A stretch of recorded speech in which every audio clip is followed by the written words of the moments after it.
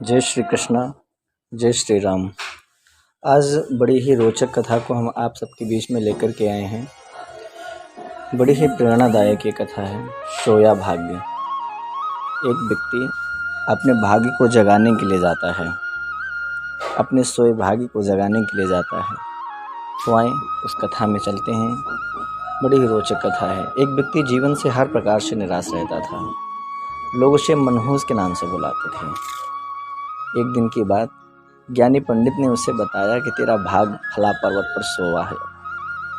पंडित जी मिले और उन्होंने उसको बताया कि तुम्हारा भाग्य उस पर्वत पर सोया हुआ है, तो उसे जाकर जगा ले तो भाग्य तेरा साथ हो जाएगा।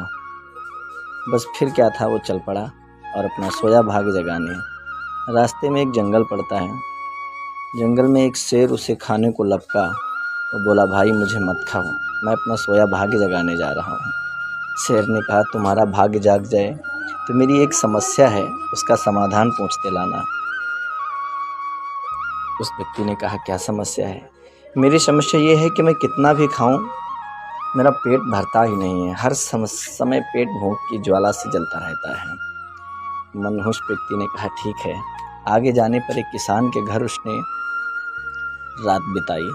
बात चलने पर कि वो अपना सोया भाग्य जगाने जा रहा है, उसने बताया।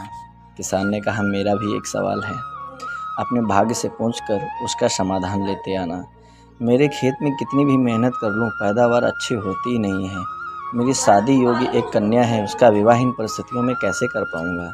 मनहूस बोला, ठीक है। और आगे जाने पर वो एक राजा के घर मेहमान बन गया। रात्रि भोजन के उपरांत राजा ने जानने की इच्छा करी कि आप कहाँ जा रहे हो? तो उसने बताया, मैं अपना सोया भाग्य जगाने जा रहा हूँ। उसने कहा कि मेरी भी एक परेशानी है, उसका भी हल आप पूछते आना। मेरी परेशानी ये है कि कितनी भी समझदारी से राज्य चलाऊं, मेरे राज्य में अराजकता का बोलबाला ही बना रहता है, कोई मुझसे संतुष्ट ही नहीं रहता है। मनहूस ने उससे भी कहा, ठीक है। अब वो पर्वत के पास पहुंच चुका था, जहां पर उसने अपने सोए भाग्य को झिझोड़ कर जगाया। उठो उठो, मैं तुम्हें जगाने आया हूँ। उसके भाग्य ने एक अंगड़ाई ली और उसके साथ चल दिया। उसका भाग्य बोला, मैं तुम्हारे साथ हरदम रहूँगा। अब वो मनहूस न रह गया था, बल्कि भाग्यशाली शक्ति बन गया था, भाग्यशाली व्यक्ति बन गया था। और अपने भाग्य की बदौलत वो सारे सवालों के जवाब जानता था।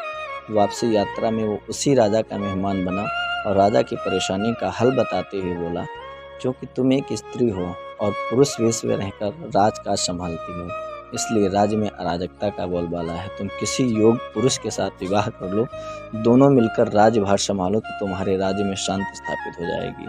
रानी बोली, तुम मुझसे ब्याह कर लो और यहीं रह जाओ। भाग्यशाली बन चुका वो मनहूस इनकार करती है, बोला, नहीं नहीं, मेरा तो भाग्य जाग चुका है, तुम किसी और से विवाह कर लो। तब रानी ने अपने मंत्री से विवाह किया और सुखपूर्वक राज्य चलाने लगी।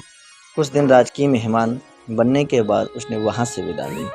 चलते चलते वो किसान के घर पहुंचा। उसने सवाल के जवाब में बताया कि तुम्हारे खेत में 7 कलश हीरे जवाहरात के गड़े हैं। उस खजाने को निकाल लेने पर तुम्हारी ज़मीन उपजाऊ हो जाएगी और उस धन से तुम अपनी बेटी का विवाह कर पाओगे। किसान ने अनुग्रहित होते हुए उससे कहा कि मैं तुम्हारा शुक्रगुजार हूँ, तुम ही मेरी बेटी के साथ ब्याह कर लो। पर भाग्यशाली बन चुका वो व्यक्ति बोला कि नहीं नहीं, मेरा तो भाग्योदय हो चुका है, तुम कहीं और अपनी सुंदर कन्या का विवाह करो। किसान ने उचित वर देकर अपनी कन्या का विवाह किया और सुखपूर्वक रहने लगे। कुछ दिन किसान की मेहमान नवाजी भोगने के बाद वो जंगल में पहुंचा और शेर से उसकी समस्या के समाधान स्वरूप कहा कि यदि तुम किसी बड़े मूर्ख को खा लोगे तो तुम्हारी क्षुधा शांत हो जाएगी। शेर ने उसकी बड़ी आवभगत की और यात्रा का पूरा हाल जाना। सारी बात पता चलने के बाद शेर ने कहा कि भाग्योदय होने के बाद इतने अच्छे और बड़े 2 मौके गंवाने वाले इंसान, तुझसे बड़ा तो मूर्ख कौन होगा? तुझे ही खाकर मेरी भूख की शांति होगी। और इस तरह वो इंसान शेर का शिकार बनकर मृत्यु को प्राप्त हुआ। इसका मूल अर्थ ये है कि यदि आपके पास सही मौका परखने का विवेक और अवसर को पकड़ने लेने का ज्ञान नहीं है, तो भाग्य भी आपके पास आकर आपका कुछ भला नहीं कर सकता है। इस कहानी से यही प्रेरणा मिलती है। जय श्री कृष्ण, जय श्री राम।